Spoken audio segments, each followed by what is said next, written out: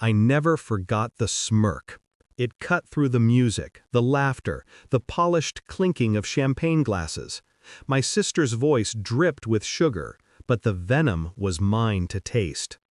"Meet my sister," she said to her boss, her hand proudly laced around his arm. "The unemployed wife who can't keep up." She paused, long enough for the jab to land. The guests laughed softly, mistaking cruelty for charm. I smiled back, though my jaw ached from holding it in place. Before I could speak, her boss glanced at me, a measured look. Then he turned to her and said, calm as a blade, "If anyone's losing their job today, it's you." The room froze. Her smirk shattered, and I finally breathed. But to understand that moment, you need to know how I built it. We grew up inseparable, or so I thought. She was the bold one, I was the quiet one. She chased spotlights, I built walls. She liked to win, even if it meant I had to lose. Still, I forgave her every time. Every stolen credit, every whisper behind my back, every staged smile for our parents. That's what sisters do, I told myself. But love in my family was never pure. It was transactional. My silence was her currency, and she spent it recklessly. The shift came after my divorce. My husband left, and she pounced. She wore sympathy like perfume, thick and suffocating. "I'll help you find work," she said.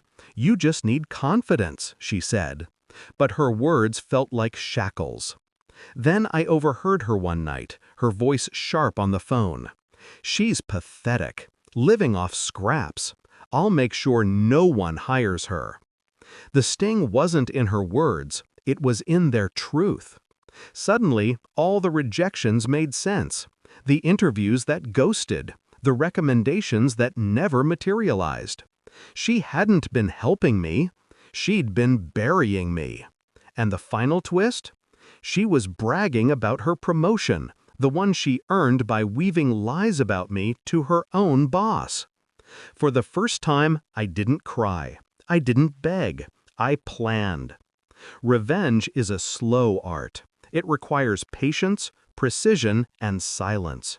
So I listened. She liked to boast when she drank, and I learned everything. The contracts she manipulated, the expenses she falsified, the colleagues she undermined. A whole tower built on deceit, leaning on a single fragile lie, her competence. I became her shadow.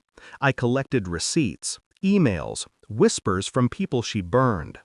Piece by piece, I built a case not for myself, but against her. Her boss, Daniel, was a man who valued order above charm. I reached him indirectly, through quiet channels, through a mutual acquaintance who trusted me more than they trusted her. I didn't tell him everything, just enough to spark curiosity. A misused company card here, a suspicious vendor payment there. Then I stepped back, letting her arrogance do the rest. She flaunted her success, blind to the trap tightening around her. By the time the wedding came, Daniel had already been watching her, quietly, closely.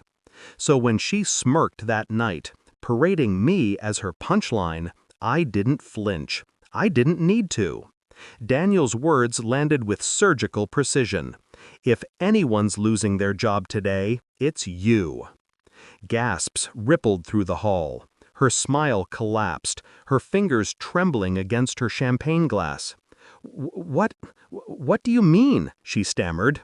He didn't raise his voice. He didn't need to. "I mean your audits don't match. Your invoices are fake, and your arrogance made it easy to catch." The crowd shifted. Guests whispered. The bride, my sister, stood exposed, stripped of her armor. I watched her eyes dart to me, searching for rescue. I offered none. Later she cornered me, mascara streaking down her cheeks. "You did this," she hissed. I didn't deny it. I simply leaned in and whispered, You handed me the knife. Walking away, I felt no guilt, no hesitation. Just a calm release, like air escaping a sealed room. Justice isn't loud, it's not chaotic, it's quiet, it's precise. It's watching the smirk fade from someone who thought you'd never rise. At my sister's wedding, she tried to humiliate me. Instead, she buried herself, and I finally was free.